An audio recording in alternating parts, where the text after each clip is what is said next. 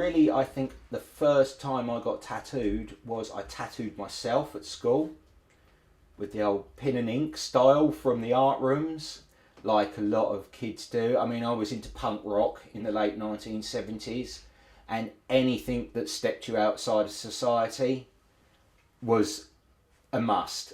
And I kind of tattooed a few of my friends at school, much to their mother's dismay. And then as time went on, I started to get machine tattoos from tattooers around. At the time, the first tattoo I got was this tattoo there, and I was 15 years old.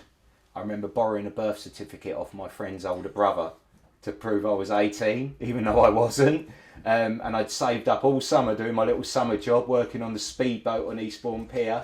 Saved up all year, and I got 2 tattoos. I got that one, and I got another one that wasn't so good that's been subsequently covered up over the years.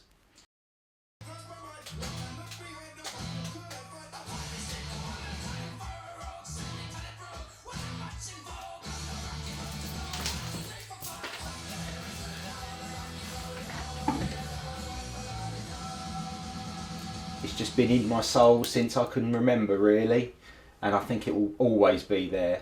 You know, not just the love of tattooing itself, but getting tattooed, the whole culture, the lifestyle, and just the 100% aspect of it, really.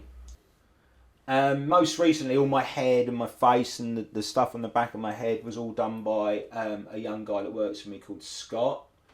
Katie's been tattooing me on and off a little bit lately because she's my apprentice, so I'm kind of like giving her a little bit of skin.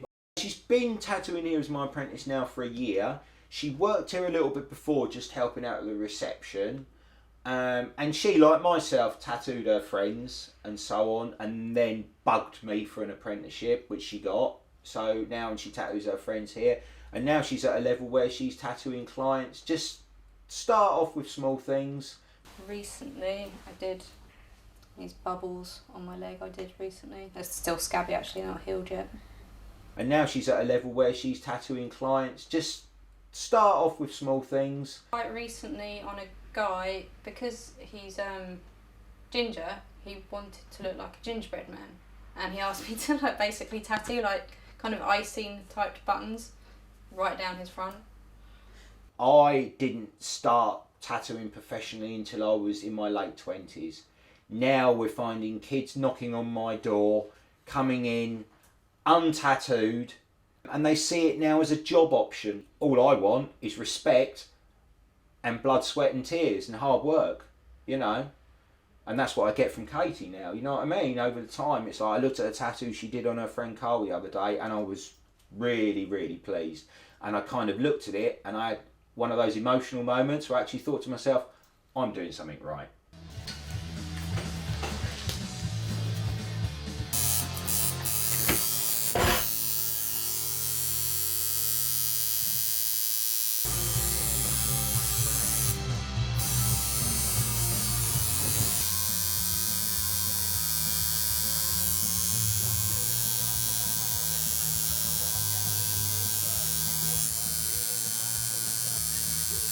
20 years ago, it was very much like the Magic Circle.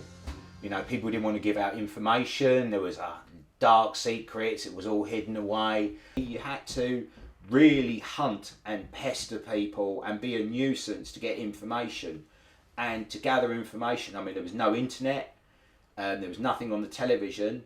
There were 1 or 2 tattoo magazines, but they were hard to find. So it was really hard to break into that magic circle. Now, everything you want is on the internet, and if you want to buy equipment, albeit shoddy, cheap rubbish from China, we've got eBay. One of the things that I really do like is what's weird is, although the branches aren't very much of it, it's just the way you've got them to stand out. Yeah, it's so they don't get lost in the it. highlight lift off of the top edges and the darkness underneath, it's all shadowed and that.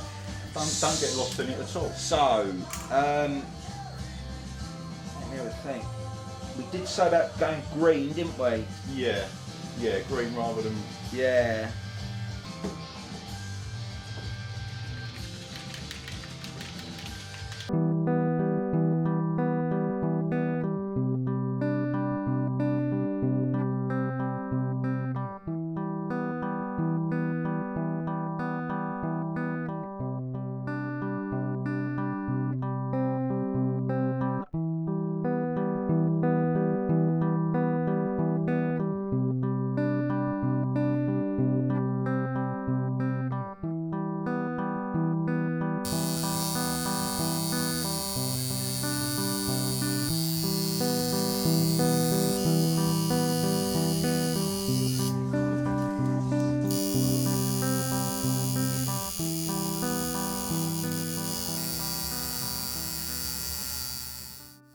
is the whole concept of being tattooed and being different.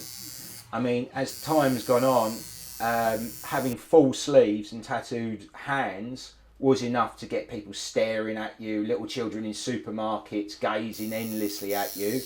But now, in the sort of like, you know, the 21st century, tattooing has become more mainstream because of like media coverage and television. Now I'm getting my face tattooed and my head tattooed to get that same reaction. I mean, I've always painted and I've always drawn ever since I can really remember. When I first started painting, I used to do paintings of tattoos, basically. Like, all my paintings were really tattoo orientated, daggers, hearts, you know, the kind of imagery. I've always painted a lot of Star Wars kind of stuff, but it's only been in the last few years when I've moved from acrylics, watercolours, acrylics, and then into oils, where I've really tried to create realism. And I look now, all my paintings have that aspect of realism to them.